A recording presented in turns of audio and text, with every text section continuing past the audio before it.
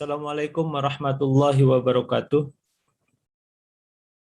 Waalaikumsalam Waalaikumsalam warahmatullahi wabarakatuh. Silakan teman-teman untuk open cam ya, supaya kita bisa berkomunikasi dengan lebih lancar. Dan pada hari ini kita akan mulai pertemuan kita yang pertama, akan membahas ataupun akan berdiskusi tentang statistika. Dalam 8 pertemuan ke depan dengan hari ini kita akan kembali mengulang atau kembali mengingat, karena saya yakin teman-teman sudah pernah belajar apa itu statistika di level ataupun di tingkat sarjana. Saya pikir bahkan ada yang sampai 2 atau mungkin statistik 3 kalau memang ada. Nah, teman-teman, ya, saya harus jujur bahwa statistika itu memang bukan pelajaran yang populer gitu ya untuk orang-orang, terutama orang-orang sosial ataupun non statistika. Kadang-kadang orang akuntansi sendiri karena pakemnya lebih pakem ke akuntansi, ke prosedur dan sebagainya, tetap bahwa statistika itu kadang-kadang dijadikan sebagai makhluk asing. Tapi sekali lagi, ya, mau tidak mau ataupun diakui atau tidak, pada akhirnya teman-teman apalagi nanti mau mengerjakan tesis harus mempergunakan atau memaksimalkan pengetahuan atau pemahaman teman-teman di statistika. Apa yang akan harus kita pahami, apa yang harus kita persiapkan, sebenarnya sederhana saja. Berarti kita nanti akan terkait dengan data dan sebagainya. Tapi hari ini kita akan mencoba kembali ke hal-hal yang dasar yang ada di statistika. Ya, mudah-mudahan nanti teman-teman bisa mengingat kembali apa yang sudah dipelajari sebelumnya. Mohon izin saya sebentar mau share screen dulu. Oke, baik teman-teman. Nah, tidak jarang bahwa ketika saya tanya mahasiswa saya, misalnya di bank yang tingkat 2 lah, ya 1 dan sebagainya, ketika saya tanya kapan mereka mempergunakan statistika terakhir kali, gitu ya, umumnya jawabannya adalah 2 ataupun 1 tahun yang lalu ketika di SMA. Gitu ya. Nah, apakah benar seperti itu? Gitu ya. Mari kita lihat dulu atau kita berilustrasi dulu ya dengan suatu kondisi atau suatu keadaan. Misalnya kita akan melakukan sebuah penelitian ya tentang apa? Tentang apakah saudara ingin memiliki anak lebih dari 3 orang misalnya ya. Nah, pertanyaan ini adalah menjadi topik yang akan dijawab. Nah, kalau teman-teman berkaitan dengan topik sebuah penelitian seperti ini, tentunya kita yang pertama sekali akan memerlukan sumber informasi atau subjek yang akan kita gali informasinya. Siapa? Misalnya kalau dalam penelitian ini, kalau kita berbicara pasangan, tentunya harus ada perempuan dan laki-laki. Misalnya seperti itu ya desainnya. Lalu sekarang siapa yang menjadi target penelitiannya? Yang menjadi target penelitian adalah seluruh pasangan di wilayah negara Indonesia. Ya, kebayang bahwa kalau kita berbicara pasangan, tentunya pasangan pria dan wanita, yang lain kita kecualikan dulu. Seluruh Indonesia itu berapa jumlahnya? Pasti berjuta-juta. Ya, baik pasangan resmi ataupun yang tidak resmi atau yang belum diresmikan, kita berikan dulu misalnya seperti itu.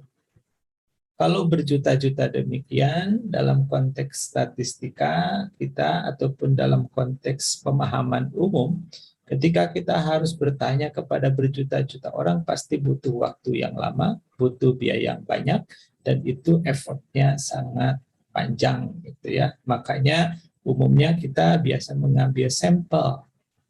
Nah, perhatikan, sampel penelitian misalnya yang kita ambil adalah 4.500 pasangan di Jawa Barat. Kenapa? Karena inilah yang misalnya yang terjangkau ataupun yang dapat kita ambil. Kalau kita hitung, misalnya kalau kita selesai mengumpulkan data dari 4.500 orang ini, kemudian kita sajikan secara sederhana, misal yang perempuan adalah yang tidak setujunya 78,90%. Kemudian laki-laki yang setujunya malah yang banyak 58,63%. statistik-statistik itu adalah yang seperti tersaji, ya, dan itu kita peroleh datanya dari 4.500 orang. Tetapi dalam kondisi atau dalam keadaan akhirnya kita tidak hanya sampai di sana. Kemudian kita akan membuat kesimpulan. Kesimpulannya adalah dalam budaya Indonesia terdapat respon yang signifikan berbeda mengenai keinginan untuk mempunyai anak lebih dari 3 orang di antara laki-laki dan perempuan. Nah, ini kesimpulan yang kita ambil dari mana? Ya, kita ambil dari angka-angka yang kita peroleh itu. Jadi kalau di perempuan yang tidaknya 78,90%, justru di laki-laki yang lebih banyak atau paling banyak itu adalah yang setuju, misalnya 58,63%. Nah, teman-teman, ini adalah kegiatan sehari-hari kita yang biasa kita lakukan atau paling tidak yang biasa kita temui. Kita mengambil data, kita olah, kemudian kita sajikan, dan kita mencoba mengambil kesimpulan dari data itu. Nah, kalau teman-teman perhatikan secara sederhana, kita lihat, kita bandingkan misalnya bahwa, perhatikan, ini adalah data yang kita peroleh dari mana? Yang kita peroleh dari 4.500 pasangan di Jawa Barat ini. Nah, kalau kita hanya berbicara 78,90% atau angka-angka ini saja, maka ini akan kita sebut sebagai statistik. Nah, jadi statistik itu salah satu definisinya adalah nilai atau ukuran yang diperoleh dari pengukuran karakteristik dari sebagian elemen atau unit yang ada di populasi, atau yang kita sebut sebagai sampel. Jadi kalau nanti teman-teman menemukan istilah statistik, itulah arti atau salah satu artinya. Jadi kalau misalnya melakukan penelitian, kemudian mengukur katakanlah rata-rata tinggi badan siswa SMP dan diperoleh rata-ratanya adalah 175, maka kalau 175 ini hanya diperoleh dari sampel dari misalnya hanya 500 siswa dari sekian ribu siswa SMP yang ada di kota Bandung, kalau memang populasinya Bandung, maka angka 175 itu adalah sebagai statistik. Nah, yang kedua, ini yang pertama ya, sebagai statistik. Ya, jadi kalau statistik itu untuk apa?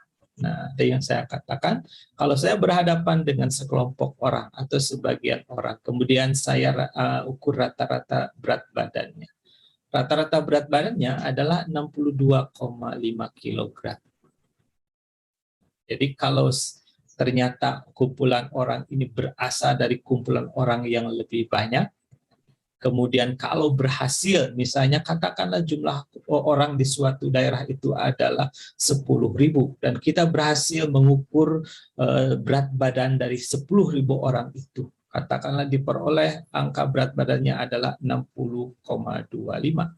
Maka ini adalah namanya, kalau yang sebelumnya dari sampel statistik, maka kalau yang dari populasinya, maka dia kita sebut sebagai parameter. Nah, teman-teman, salah satu fungsi daripada para statistik ini adalah untuk menaksir parameter. Kenapa harus ditaksir? Seperti yang teman-teman sudah pelajari sewaktu di tingkat sarjana. Kenapa harus ditaksir? Karena untuk mendapatkan nilai sebenarnya itu tidak mudah.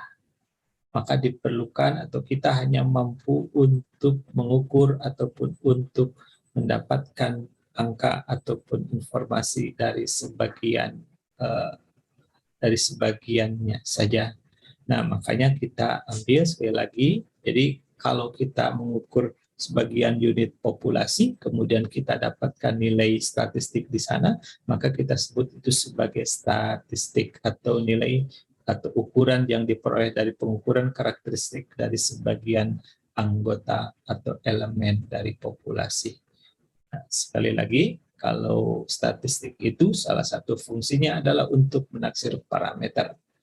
Biasanya kita sebutkan X bar ya untuk simbol statistik, sedangkan parameter itu biasanya disimbolkan oleh huruf-huruf Yunani yang kita pakai. Misalnya untuk rata-rata itu umumnya adalah mu. Nah, teman-teman, dalam konteks kehidupan sehari-hari, kita umumnya akan banyak berhadapan dengan yang kita sebut sebagai statistik ataupun nilai ataupun ukuran yang kita hanya peroleh dari sebagian saja, tidak bisa keseluruhan. Sekarang bayangkan teman-teman, kalau teman-teman akan memutuskan menikah dengan calon pasangan hidup kita, ya. Nah, kalau kita berbicara nilai sesungguhnya atau kondisi sesungguhnya dari sifat atau kepribadian calon kita itu, berarti kalau kita sebut sebagai nilai sebenarnya atau nilai sesungguhnya, maka kita akan berhadapan dengan parameter sifat ataupun kepribadiannya. Pertanyaan saya, mudah nggak kira-kira kita akan mendapatkan nilai sesungguhnya atau sifat sebenarnya dari calon pasangan kita? Pastinya tidak akan mudah, tidak akan bisa. Karena apa? Karena untuk mendapatkan atau mengetahui sifat sesungguhnya, yang kemudian katakanlah kita sebut sebagai parameter, itu tidak akan mudah. Karena apa? Karena kalau memang ingin tahu ya bagaimana sifat sesungguhnya, kita harus bersama-sama dia 1 kali 24 jam dalam sehari, 7 hari dalam seminggu, dan 365 hari katakanlah dalam setahun. Itu ada hal yang tidak mungkin. Jadi apa yang kita lakukan? Ya kita yang kita sebut sebagai sampling. Kita hanya mengamati di dalam spot-spot atau titik-titik waktu tertentu saja. Dalam 1 hari mungkin ketemu hanya 3 jam. Dalam seminggu katakanlah ketemu, tidak akan mungkin setiap hari ketemu, ya katakanlah 3 atau 4 hari. Apalagi zaman dulu ya, meskipun katakanlah calonnya ada di kampus ya, di kampus Jatinangor, apalagi tahun misalnya 90-an gitu, belum ada handphone dan sebagainya. Adalah hal yang sulit untuk bisa ketemu setiap hari. Jadi kita hanya ketemu hanya di sebagian penggalan waktu saja. Bahkan kalau teman-teman bisa membayangkan zaman orang tua ataupun kakek nenek teman-teman sekalian, ketika mereka melakukan proses untuk menentukan atau memilih calon pasangan hidup ini, tanya kepada mereka berapa hari atau berapa kali mereka ketemu dalam sebulan. Jarang rasanya, bahkan mungkin ada yang bahkan hanya 2 bulan sekali, 3 bulan sekali gitu ya, karena tempat tinggal yang berjauhan. Bahkan dalam cerita mereka terkadang ada yang baru kenal untuk calonnya itu bahkan ketika mereka akan akad nikah saja. Nah, balik lagi kepada kondisi tadi ya. Jadi ketika kita akan menyimpulkan bahwa calon kita ini adalah calon yang mempunyai sifat yang terbaik, kapan kita mengamati? Ya pada saat kita ketemu saja. Jadi sekali lagi, dalam 24 jam waktunya dalam sehari kan kita tidak tahu di belakang kita seperti apa. Ya, tapi yang bisa kita kumpulkan datanya adalah ketika kita ketemu saja. Nah, ketika kita ketemu, maka informasi yang kita dapatkan itu akan kita pergunakan. Sebagai apa? Sebagai alat untuk mengambil kesimpulan dari sifat dia secara keseluruhan. Karena kalau ketemu kita, dia selalu baik, ya traktir makan, entah itu di restoran fast food ataupun di bakso misalnya ya, dan selalu berbuat baik, tutur katanya lemah lembut, maka akhirnya kita menyimpulkan bahwa dia adalah calon yang terbaik bagi kita karena punya sifat yang baik. Ya. Nah, apakah benar kita yakin dengan itu? Nah, tapi sekali lagi saya tidak akan membicarakan itunya, tapi saya akan membicarakan bahwa kenyataan memang kita sewaktu mengambil keputusan, informasi kita terbatas. Kita tidak bisa sepenuhnya mendapatkan informasi tentang calon kita secara keseluruhan. Ya. Oke, ya, dan kita yakin dengan kalau kita semakin dapat banyak informasi tentang calon kita, maka kita akan semakin yakin dengan keputusan kita. Walaupun walaupun setelah itu kadang-kadang kita sering banyak cerita dari teman-teman kita. Loh, kok pasangan saya jadi berubah setelah menikah? Nah, kata-kata berubah ini perlu kita garis bawahi. Apakah memang berubah? Tapi umumnya bukan berubah sebenarnya. Bahwa informasi atau data yang kita belum dapatkan sebelum kita menikah, itu tidak pernah kita muncul di depan kita, atau paling tidak pernah kita ketahui. Jadi kalau misalnya setelah menikah 24 jam, bayangkan ya, bersama-sama dengan kita. Jadi kita akan tahu bagaimana cara tidurnya, bagaimana cara dia mengisi waktu luangnya gitu ya, yang sebelumnya tidak kita ketahui. Nah, jadi sekali lagi ketika kita akan ketika kita menjalani ataupun dalam konteks statistika kita membicarakan hal tersebut, umumnya kita akan mendapatkan atau hanya memiliki apa yang kita sebut sebagai statistik. Nah, dan kita akan susah atau tidak akan mendapatkan yang namanya parameter. Atau bukan tidak akan ya, atau bahasa halusnya mungkin akan susah untuk mendapatkan itu. Nah, inilah hal ataupun pola-pola atau tahapan yang kita lalui, dan ini biasanya dalam kehidupan sehari-hari kita dapatkan. Dan ini menjadi hal yang menarik sebenarnya buat diskusi ataupun bahasan kita. Nah, dalam konteks ilmiah nanti teman-teman pun akan berhadapan dengan kondisi seperti ini. Karena keterbatasan waktu, sedangkan kita akan mengamati suatu fenomena, nah kita hanya akan memperhatikan hal-hal sebagian saja. Nah teman-teman, dalam konteks sebagian, dalam statistika itu bisa berarti, pertama, entah itu dari titik waktunya, misalnya dari waktu yang tersedia 24 jam, kita hanya bisa mengamati tidak seluruh 24 jam, tapi mungkin hanya 3 atau 4 jam. Itu pun berarti kita hanya mendapatkan sebagian informasi dari apa yang kita amati. Dalam konteks lain, ketika kita akan mengamati seseorang atau misalnya sebuah perusahaan, katakanlah, ketika kita akan memperhatikan bagaimana kinerja dari perusahaan tadi, ingat bahwa yang namanya kinerja itu banyak indikatornya. Bisa belasan, bisa puluhan.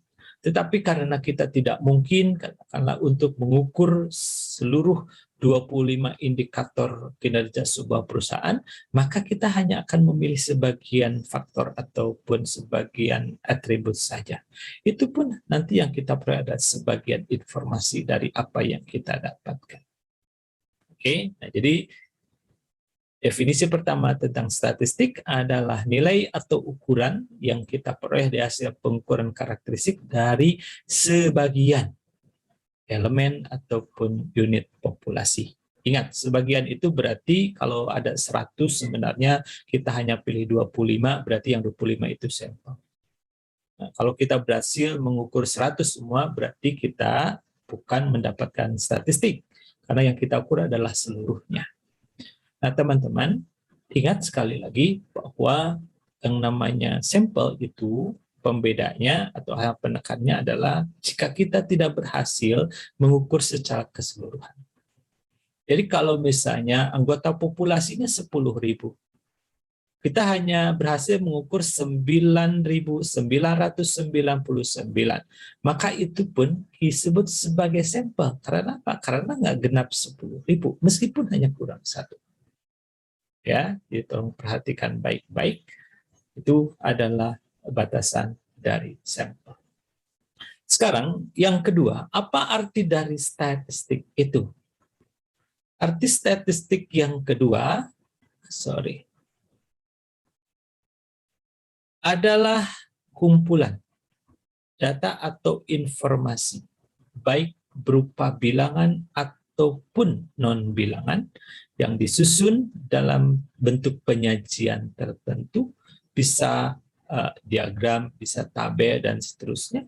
Dan yang penting, kumpulan data yang berupa bilangan atau non-bilangan tersebut menggambarkan atau mendeskripsikan sebuah fenomena atau persoalan. Jadi, statistik dalam pengertian kedua adalah sebagai kumpulan data. Contoh, statistik mahasiswa artinya itu adalah kumpulan informasi, baik bilangan maupun non-bilangan, yang menggambarkan apa? Menggambarkan keadaan dari mahasiswa. Statistik ekonomi berarti kumpulan data yang menggambarkan bagaimana keadaan ataupun keekonomi dari suatu negara. Statistik penduduk, statistik pegawai, ya, berarti itu akan menjelaskan atau menerangkan tentang keadaan dari kumpulan yang kita amati. Dari sisi apa? Ya dari sisi apa saja yang menjadi concern kita. Statistik penduduk menurut jenis kelamin, berarti nanti kita akan bagi-bagi penduduk tersebut berdasarkan jenis kelaminnya. Statistik ekonomi di misalnya di industri otomotif, berarti kita akan mendapatkan kumpulan data yang menggambarkan bagaimana keadaan ekonomi di dalam bidang ataupun di industri otomotif tadi. Ya. Jadi kalau teman-teman berbicara statistik, ada dua pengertian. Sekali lagi, satu sebagai nilai atau ukuran yang kita peroleh dari hasil pengukuran sebagian elemen dari populasi yang kita sebut sebagai sampel. Pengertian statistik yang kedua adalah sebagai kumpulan data. Ya, ini bisa bilangan maupun non-bilangan, dan dia mendeskripsikan sebuah keadaan atau persoalan. Kalau ada data, misalnya ya, laki-laki, perempuan, perempuan, laki-laki, laki-laki, laki-laki, perempuan, kumpulan data itu disebut sebagai statistik, walaupun kita sebutkan dalam non-bilangan. Juga ada kumpulan data 25, 30, 19, 38, dan seterusnya, itu pun kita sebut sebagai statistik. Ya, sebagai kumpulan data yang menerangkan apa, ya tergantung disebutnya sebagai apa. Jadi kalau nilai mahasiswa berarti itu statistik nilai, kalau itu tinggi badan, berat badan, berarti itu adalah statistik berat badan. Oke, baik, sampai di sini siapa yang atau ada yang mau bertanya atau diskusi terlebih dahulu?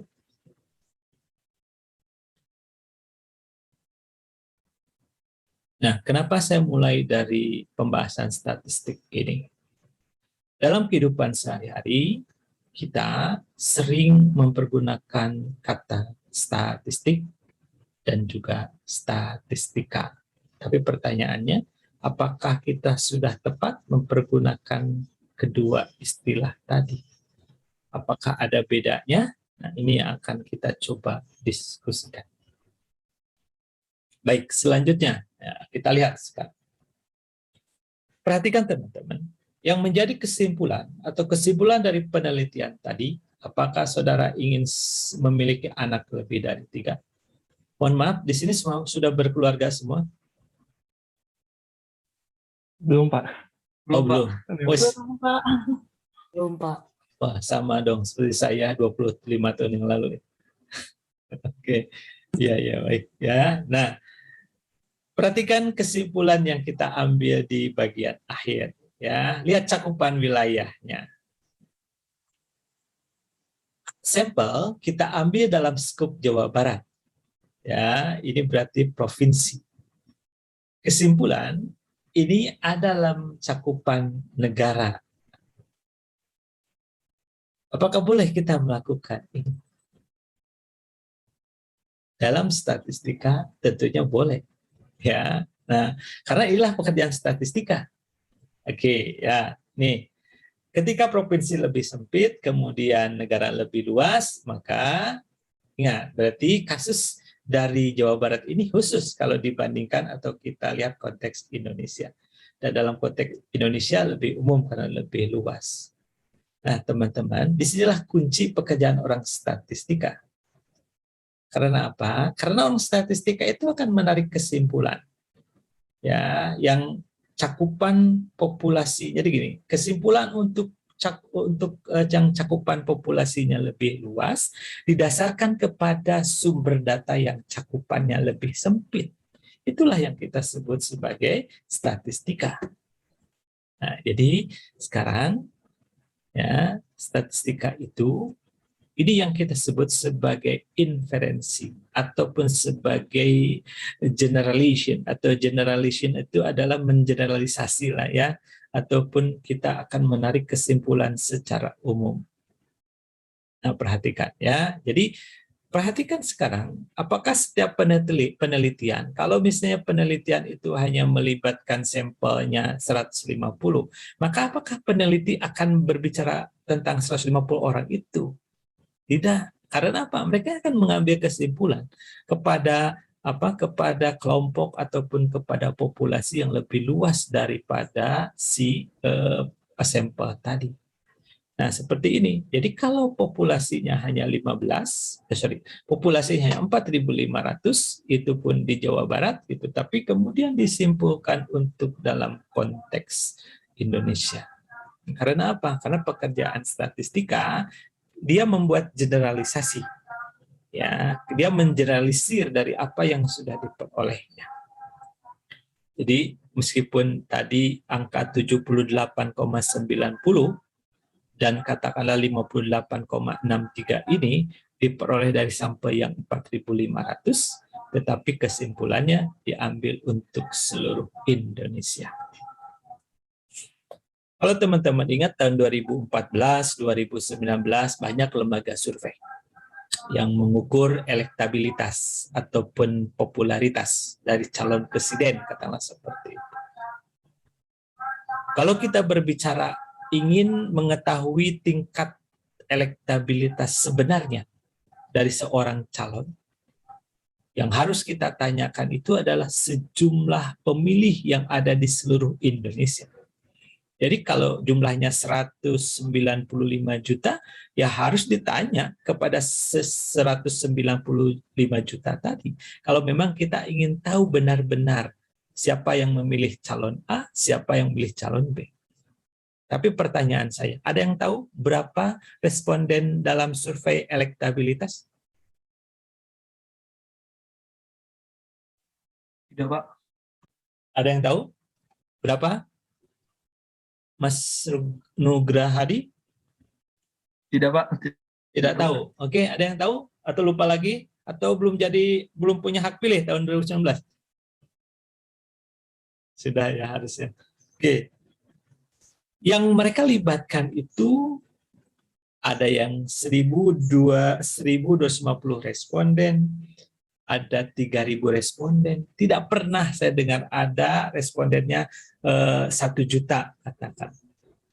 Sekarang bayangkan, 1.250 dari 195 juta, berapa persen? Sampai nggak 1%?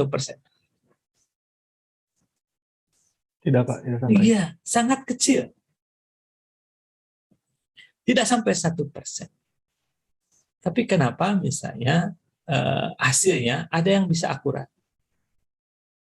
Ya, nanti kita akan bicarakanlah di konteks apa? Di konteks ketika kita memilih atau melakukan sampling. Tapi untuk kali ini hanya saya ingin menekankan bahwa itu adalah pekerjaan-pekerjaan mau di dunia pemerintahan ataupun di dunia bisnis yang namanya pengambilan kesimpulan secara statistika itu selalu dilakukan, ya, selalu dijalankan.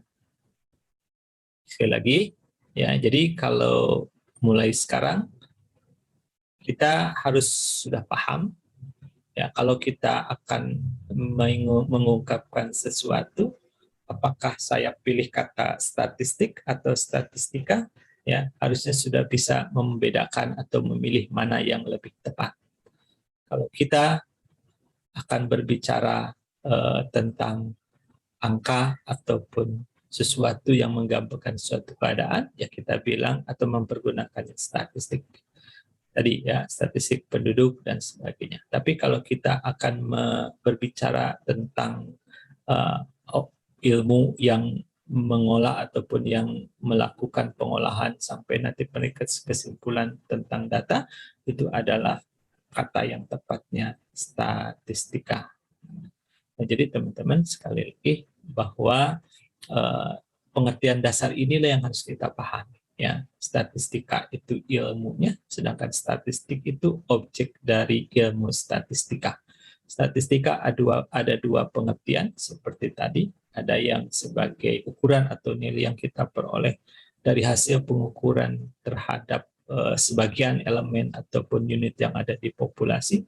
Yang kedua adalah statistik sebagai kumpulan data, baik berupa bilangan ataupun non-bilangan, yang menggambarkan sebuah fenomena atau keadaan. Nah, kalau saya tanya teman-teman, apakah sering menggunakan statistika dalam kehidupan kita sehari-hari? Gitu ya. Jangan sampai, mulai sekarang jangan sampai jawabannya tidak.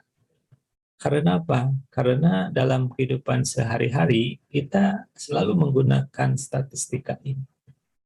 Waktu kuliah, kita punya teman, dan kita menyimpulkan teman kita itu baik, apakah dengan parameter atau dengan statistik penyimpulannya.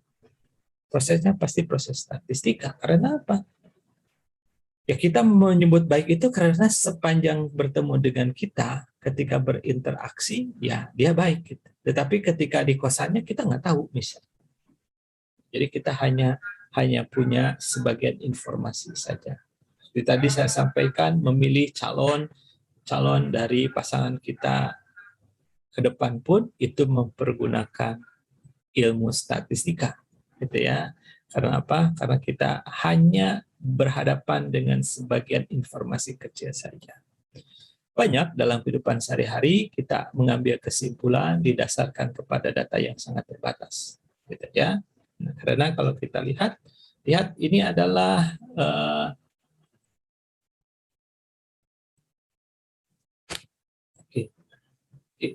ya, jadi sebelum kita lanjut, kita akan lihat beberapa definisi statistika. Jadi statistika menurut Sujana, kalau yang dulu pernah ada yang pakai buku Sujana waktu tingkat 1, ini adalah pengetahuan yang berhubungan dengan cara-cara pengumpulan data, pengolahan ataupun penganalisisannya, dan penarikan kesimpulan berdasarkan kumpulan data dan penganalisisan yang dilakukan. Menurut Johnson dan Bhattacharya, bahwa statistik as a subject provides body principle and methodology. Jadi dia akan menyediakan atau memberikan prinsip-prinsip utama ataupun kemudian metodologi tentang apa? Ya, tentang designing the process of data collection ataupun bagaimana cara kita mendesain pengumpulan data yang kita butuhkan. Ya, tentunya desain ini akan terkait dengan bagaimana cara kita ataupun apa yang ingin kita teliti, ingin kita kumpulkan datanya. Kemudian summarizing and interpreting the data, bahwa bagaimana cara kita mensummarikan, meringkas ataupun mengolah data tersebut, dan cara kita menginterpretasikan. Menginterpretasikan data ini bisa dengan cara, kalau tadi di Sujana disebutkan bagaimana cara kita tergantung, atau pengolahan ini biasanya akan diikuti dengan penyajian data. Ya, jadi ketika kita mensummarikan data, kemudian menginterpretasikan, biasa kita mempergunakan cara-cara ataupun bentuk untuk penyajian data, baik dalam bentuk grafik atau gambar, ya, ataupun dalam angka-angka. Dalam pertemuan atau sesi selanjutnya kita akan jelaskan mengenai bagaimana cara kita menyajikan data tadi. Nah, yang terakhir sama dengan Sujana, tadi ada penarikan kesimpulan, maka Johnson pun mengatakan sebagai drawing conclusion. Jadi kita akan mengambil kesimpulan atau yang disebut sebagai generalities atau mengeneralisasi tadi, gitu ya. Jadi kalau kita dalam kehidupan sehari-hari ya memiliki teman gitu ya, ketika teman kita pertama kali misalnya kita minta tolong, dia kebetulan lagi berhalangan nggak bisa minta tolong sama kita, tentunya kita itu akan catat sama kita. Kemudian setelah kedua kali minta tolong juga dia belum bisa menolong, ketiga juga minta tolong dan tidak bisa membantu kita, maka dia atau yang akan kita simpulkan adalah bahwa kita menyimpulkan dia itu orang yang tidak bisa atau tidak mau menolong kita. Nah, padahal belum tentu belum tentu benar dia benar-benar orang yang tidak ingin menolong orang lain gitu ya. Mungkin aja di belakang kita dia sangat penolong. Jadi sekali lagi, apa yang kita ambil kesimpulan ini, ya berarti kita akan dasarkan pada data yang kita miliki. Kemudian, menurut Agassi dan Flankin mengatakan bahwa statistics is the art and science of designing studies and analyzing the data. Jadi ini lebih menyatakan bahwa statistik itu sebagai ilmu dan seni. Untuk apa? Untuk bagaimana kita menganalisis dan mendesain data. Ya, jadi kita akan coba hasilkan ataupun kita akan coba keluarkan, ya tentunya di akhir tadi keluarkan itu dalam bentuk kesimpulan itu tadi. Ya disebut seni karena apa? Karena ada ada teknik ataupun ada kesenangan tertentu lah ya, sesuatu hal yang bisa kita kerjakan dengan sangat menyenangkan, kira-kira seperti itu.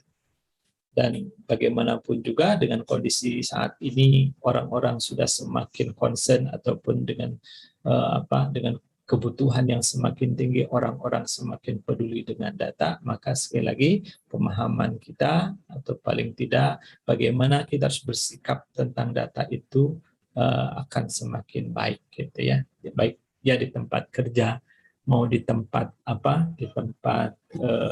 kehidupan yang lain atau di tempat di keluarga kita dan sebagainya, kita pasti akan menemukan data. Karena di mana-mana akan ditanya faktanya seperti apa, buktinya mana buktinya. Gitu.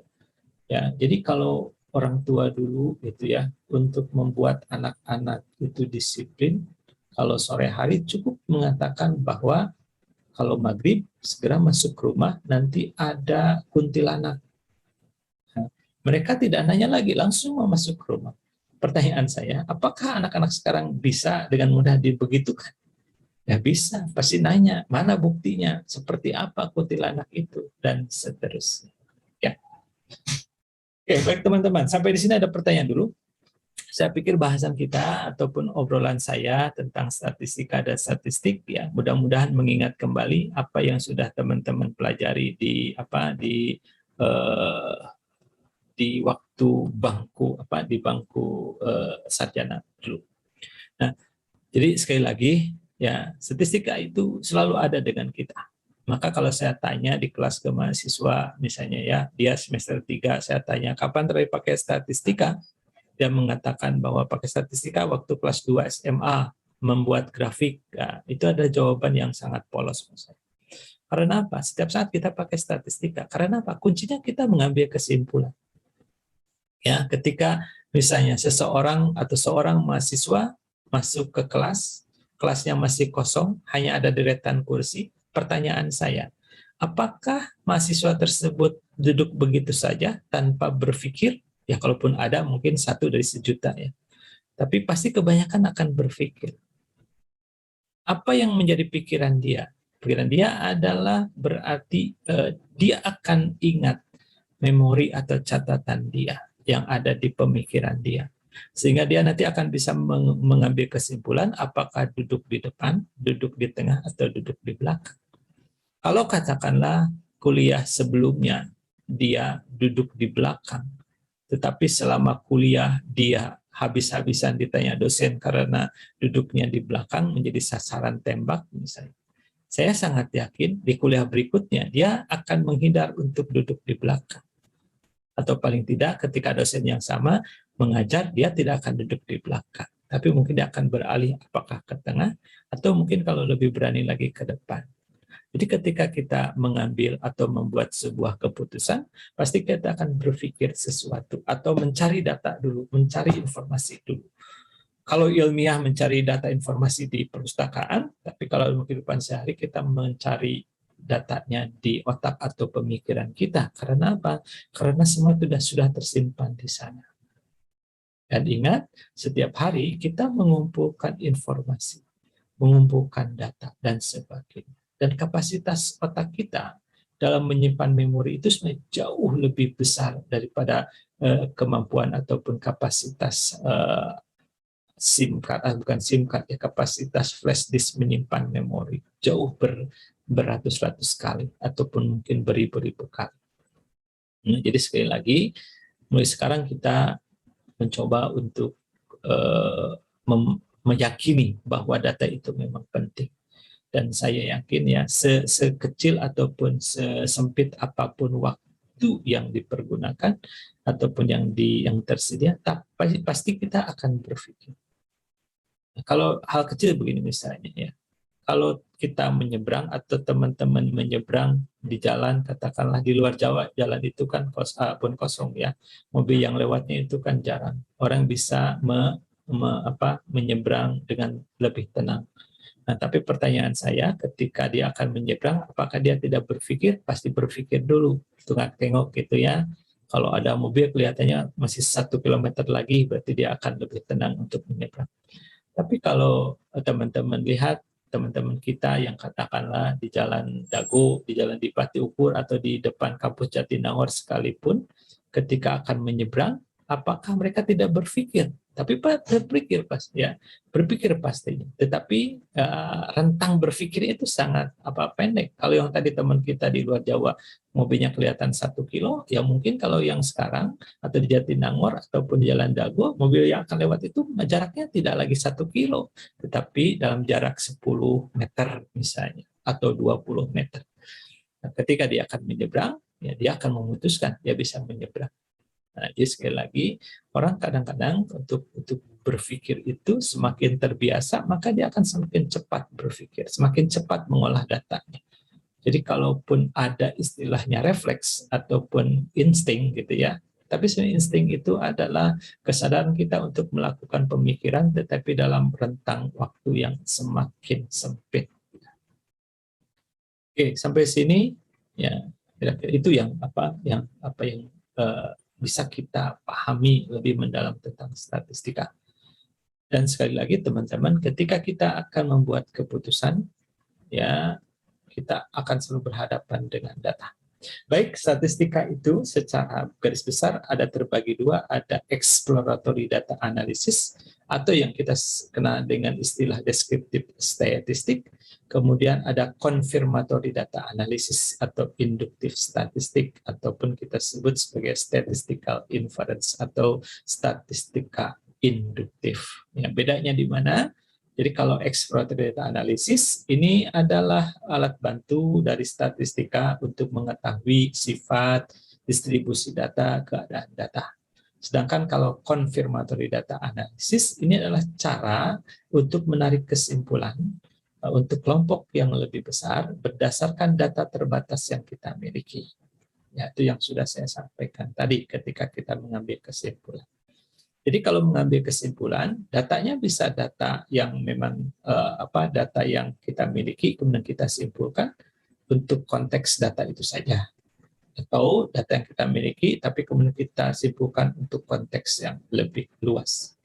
Nah, contoh untuk exploratory data analysis yang ada yang disebut dengan kita menghitung ukuran-ukuran statistik dalam bentuk numerik. Ya, ada yang dikenal dengan ukuran gejala pusat, ukuran gejala letak, ukuran variasi, ukuran perbandingan, kemudian ada ukuran hubungan, kemudian ada ukuran indeks tadi sudah ya, perbandingan. Ya, ada ukuran-ukuran itu yang bisa kita hitung.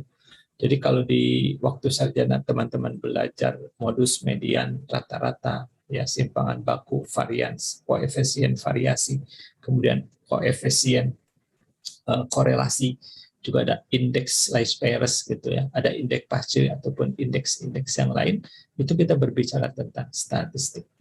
Nah, kapan kita akan memasuki area confirmatory data analysis? Apabila kita dengan data yang kita miliki, kita melakukan estimasi atau penaksiran. Kemudian kita melakukan pengujian hipotesis. Nah, itu berarti kita ada di statistika induktif. Teman-teman sekalian, kalau kita, ini konteks yang harus dipahami benar-benar, kalau kita mengumpulkan datanya dalam ataupun sudah dari populasi atau seluruh anggota atau batasan dari kumpulan objek yang kita teliti itu semuanya kita kumpulkan. Jadi kalau misalnya populasi itu memiliki 250 unit, kemudian 250 unit itu semua sudah kita ukur. Nah, teman-teman, untuk kasus seperti itu, kita hanya bisa melakukan statistika deskriptif saja. Cukup melakukan eksplorasi saja. Kenapa? Karena umumnya ketika teman-teman melakukan estimasi, melakukan pengujian hipotesis, yang diestimasi ataupun diuji hipotesis itu adalah tentang parameter. Jadi kalau 250 sudah hitung semua, berarti kita sudah mendapatkan nilai sebenarnya. Jadi tidak ada lagi yang harus kita taksir, tidak ada lagi yang harus kita hipotesiskan. Jadi dengan demikian, statistika deskriptif yang bisa dipakai ketika data kita adalah data sensus atau semua sudah dihitung. Dan perlu teman-teman catat bahwa statistika deskriptif itu adalah statistika yang terbaik karena bisa menggambarkan atau menjelaskan seluruh dari anggota populasi. Ya. Teman-teman, jadi kita sekali lagi ke statistika. Jadi ketika kita menemukan fakta atau informasi, kita harus memberikan respon untuk atau menyikapi untuk fakta yang kita miliki ini. Kita pasti akan berpikir misalnya ya atau tidak. Pilihan mana yang akan kita pakai, ya, ataupun alternatif mana yang akan kita ambil. Nah, itu kita berpikir semua dan kita akan membuat sebuah keputusan yang pada akhirnya kita itu akan menggali dan mengolah berbagai informasi untuk meningkatkan keyakinan kita. Ya, jadi sekali lagi akan semakin banyak data yang teman-teman kumpulkan atau miliki, maka akan semakin akurat kesimpulan yang dapat teman-teman ambil ataupun teman-teman peroleh. Nah, dalam konteks ini, apakah memang benar kita akan selalu memerlukan data untuk mengambil kesimpulan? Ya, bayangkan sekarang, kalau misalnya kita ada di mall, katakanlah ya, lagi duduk cantik lah ya, di kafe ataupun misalnya di tempat ngopi, dan kita itu adalah orang yang sangat menyenangi drakor, katakanlah ya, sangat tergila-gila dengan aktor atau pemeran laki-laki di drakor. Nah, ketika kita duduk di tempat ngopi, tiba-tiba ada pria datang dengan tipikal ataupun dengan profil persis sama dengan artis laki-laki Korea yang selama ini kita idam-idamkan. Kemudian dia ngomong tiba-tiba, ngajak nikah kita esok hari. Apa yang teman-teman teman pikirkan? Apakah teman-teman akan dapat membuat sebuah keputusan dengan yakin? Pastinya atau umumnya atau hal normal yang akan terjadi. Yang muncul adalah suatu kebingungan bagi kita. Karena apa? Karena kita tidak memiliki informasi tentang orang itu, tentang orang yang ngomong itu, kalau dia memang baru kita lihat hari itu. Ya, nah, jadi ketika kita tidak punya memori tentang sesuatu hal, kemudian disuruh untuk membuat kesimpulan atau keputusan tentang hal tersebut, maka yang ada itu adalah kita ada dalam kebingungan. Ya, kalau ditolak, sayang karena memang seperti yang diimpikan setiap hari misalnya. Tapi kalau diterima kita nggak tahu orang ini dari mana dan siapa. Jadi sekali lagi teman-teman, ya itu adalah salah satu bukti ataupun salah satu keadaan di mana kita memang memerlukan data atau informasi untuk semua tindakan yang akan kita ambil. Tanpa data kita nggak bisa apa-apa. Oke, sebelum saya lanjutkan, ada pertanyaan? Silakan kalau ada pertanyaan.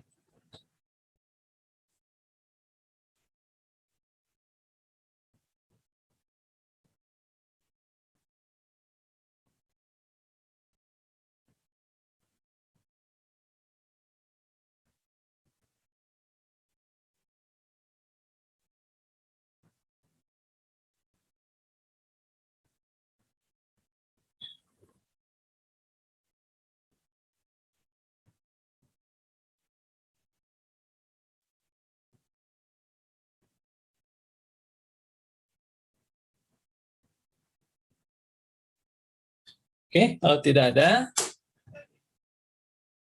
ya. Jadi kalau konteks kehidupan sehari-hari kita juga selalu berpikir, maka dalam konteks ilmiah kita akan berhadapan dengan nanti kita akan mempergunakan statistika ketika kita akan melakukan penelitian ilmiah atau mempergunakan metode ilmiah. Ya, tahapannya ya ini adalah salah satu contoh. Pasti kita nanti akan bersinggungan dengan yang namanya pertanyaan itu bisa kita buat atau bisa kita berikan dalam bentuk kuesioner, kemudian hipotesis, kemudian eksperimen, ada observasi, ada analisis, ada nanti kita akan sharing ataupun kita mempresentasikan hasil penelitian kita. Nah, teman-teman, nanti kita akan bahas yang jenis-jenis penelitian ataupun jenis-jenis observasi ataupun bentuk-bentuk penggalian data yang bisa kita pilih dan apa bedanya, kemudian apa kelebihan dan seterusnya. Ya, juga sama tahapan yang lain, misalnya ada sampai nanti pengujian hipotesisnya. Nah, ini adalah tahapan-tahapan yang sebenarnya saya gambarkan tadi adalah dalam merupakan cakupan dari ilmu statistika. Nah, teman-teman, yang perlu teman-teman garis bawahi sekali lagi bahwa statistika itu langkahnya tidak hanya dari mulai pengumpulan data. Tapi sebelum pengumpulan data, ketika kita harus mendesain ataupun memikirkan data apa yang akan digali, data apa yang akan diambil, itu sudah masuk ke ranah statistika. Jadi teman-teman wajib atau harus mendesain atau menentukan terlebih dahulu data apa yang harus dikumpulkan, data apa yang akan bisa menjawab pertanyaan penelitian kita. Ya. Jadi kalau pengumpulan datanya sudah benar, kemudian kita sudah bisa membayangkan desain pertanyaan atau desain dari analisis yang akan kita lakukan, maka kita tahu nanti alat-alat ataupun alat analisis apa yang bisa dipakai oleh teman-teman untuk menganalisis data yang kita miliki. Oke, nah nanti teman-teman akan melihat ataupun akan kita diskusikan juga nanti ya alat-alat ataupun bagaimana cara kita atau apa yang harus kita lakukan ketika kita akan menganalisis data. Salah satunya adalah tentang kalau kita berbicara analisis itu kita harus benar-benar memahami yang kita sebut dengan skala pengukuran. Ya. Nanti saya akan share beberapa link ya tentang bahasan-bahasan terkait hari ini dan juga tentang nanti skala pengukuran sebelum kita berbicara nanti ukuran statistik ya supaya kita memiliki persepsi yang sama dengan apa yang akan kita bahas atau kita lakukan nanti. Oke teman-teman, ya, jadi peranan statistika dalam kehidupan sehari-hari, ya ini normatif saja. Kita bisa memahami fenomena yang terjadi dalam populasi dengan lebih baik ya, ketika kita mendapatkan ataupun mengumpulkan data dengan lebih akurat ataupun sebagaimana bisa dijelaskan ataupun diatur di statistika. Kemudian juga menunjukkan sesuatu yang lebih jelas ya dan sederhana. Kemudian meningkatkan keyakinan kita dalam memahami permasalahan yang dihadapi. Kemudian kita juga bisa, ataupun data atau statistika itu bisa mendukung pengambilan keputusan atas sesuatu permasalahan dengan lebih cepat dan akurat. Oke, mungkin untuk pertemuan pagi ini hanya itu. Jadi sekali lagi tolong teman-teman nanti mengirimkan nama dan nomor telepon di chatroom. Nanti saya salin, saya akan buat grup untuk mengirimkan materi kalau memang materi itu berguna buat teman-teman. Jadwal kita memang agak padat, ya. Jadi mulai hari ini, nanti sore atau nanti siang kita akan ketemu lagi, ya. Tapi mungkin saya tidak jam 2 ya, jam 2 saya ada meeting, jadi kita akan mulai setelah asar ya, mungkin jam 16.30 atau 16.45. Bukan 15.45 ya. Nanti kita sampai jam sebelum maghrib selesainya. Seperti itu. Dan saya agak tenangnya tidak usah terlalu detail ya menerangkan karena teman-teman sudah pernah belajar sebelumnya. Jadi saya tinggal mematik ataupun memberikan percikan-percikan saja biar teman-teman nanti akan membara sendirilah belajar statistikanya. Nah, di akhir saya memang diamanatkan untuk ada tes ataupun ada tugas, tapi sekali lagi tugasnya nanti akan berbentuk customize ya, akan bergantung teman-teman masing-masing. Jadi nanti tugas akhir tidak akan memberikan jawaban unik gitu ya dari semua mahasiswa atau semua teman-teman yang ada di sini. Semua bisa berbeda-beda. Baik, sebelum saya tutup dulu, ada pertanyaan?